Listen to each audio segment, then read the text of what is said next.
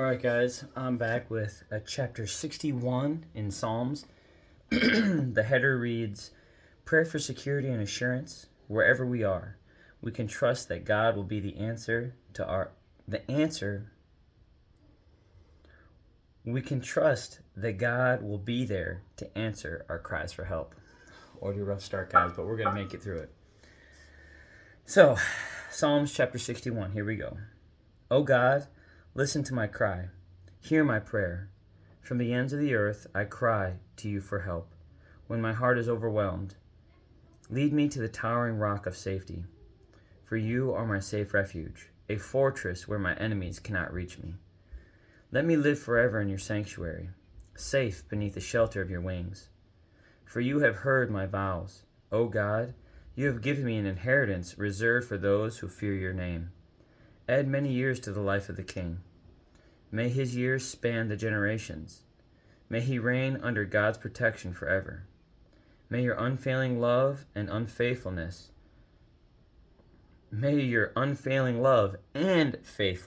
watch over him. Then I will sing praises to your name forever, as I fulfill my vows each day. So, I really like this because I believe that, I think that this has a little bit of insight into the story, because when David is praying for the king, he's not yet king in this passage. And I think I have a little bit of insight here since this is my study Bible. It says, David, written when he was forced to escape during the days of Absalom's rebellion, or after he had narrowly escaped one of Saul's efforts to kill him while hiding in the wilderness. So Saul is still king. And so, even in his fear for his own life and escaping, recognizing that, whether it's Saul's pride or ambition or whatever it is, seeks to kill David because he knows that David has favor and grace. And again, whether it's jealousy, whatever sparks it, I know that David eventually does become king, but his patience and just his steadfastness and still praying for those who wish him just a terrible, terrible outcome. I know Saul's pursuing him. He wants him dead. And even in David's fleeing, he's praying, say, hey, may he reign under God's protection forever. May your unfailing love and faithfulness watch over him. Then I will sing praises to your name forever, as I fulfill my vows each day.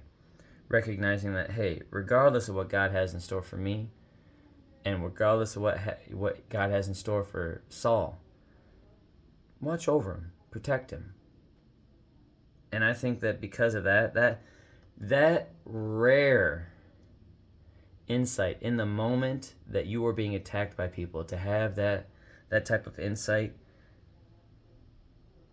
and to be able to calm your spirit and pray for your enemy, I like that. That's powerful. Without that context, understanding what's happening in that moment, I think it's easy to lose sight, maybe even be confused at what David's saying, assuming that David is king at this time, or whatever other timeline errors you might make. That's something that I would have made without understanding and seeing that this passage, as far as the author is David, and as far as who is king at the time, I really, really appreciate that, because that just allows you to see the grace that David walked in, even when he was making mistakes. Again, that's why I like grace and not perfection. Now, is he perfectly executing with inside his grace?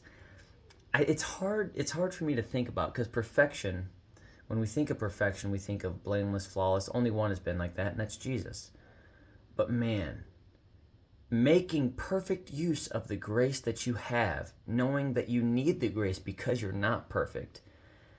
Maybe David was doing that, perfectly executing with inside of his own grace given by God, that, man, I know I'm messing up, but it's okay. That is what God's looking for. And that's difficult in and of itself, because that is still not perfection. But man, understanding the perfect use of of grace, man, that's something to be proud of too. And David does it in this moment. Now, whether that is how he perfectly walks through his day to day, no. We know he's not perfectly walking through day to day, which is why he continues to call on God, which is why they have such a beautiful relationship. He recognizes how flawed he is as a man. But in that recognition, there's a perfect execution of his relationship with God. Oh, hey, I'm messing up all the time. Yeah. Am I perfect? Absolutely not. But man, I know someone who is, and I get a hold of him all the time. I got him on speed dial, if you will, and that type of execution, I feel like, is done perfectly. And again, those are strong words, and I might not even be using that at its greatest in its greatest context. But man, is it really nice? Is it to be able to reflect in the moment that he's being pursued by a king that wants him dead, to pray for him, say, God, give him long years, protect him. I know that if your will's done, everything that needs to happen will happen, and whatever needs to happen to me or him will happen. Give him long life. Look out for me, I'm in trouble, but hey, I love you and I know you know what's best, and it's okay if that happens. And that's awesome. So, while that's only 8 verses, that says a whole lot about the character of David. And so, big fan. But on that note, I love you. Jesus loves you. Have a good night. God bless. I'll be here tomorrow to read chapter 62 of Psalms, where the header reads, placing all hope in God, knowing that God is in control, allows us to wait patiently for him to rescue us. True relief does not come when the problem is resolved, because more problems are on the way. True relief comes from an enduring hope in God's ultimate salvation. Only then will all trials be resolved. I like that header, just that alone.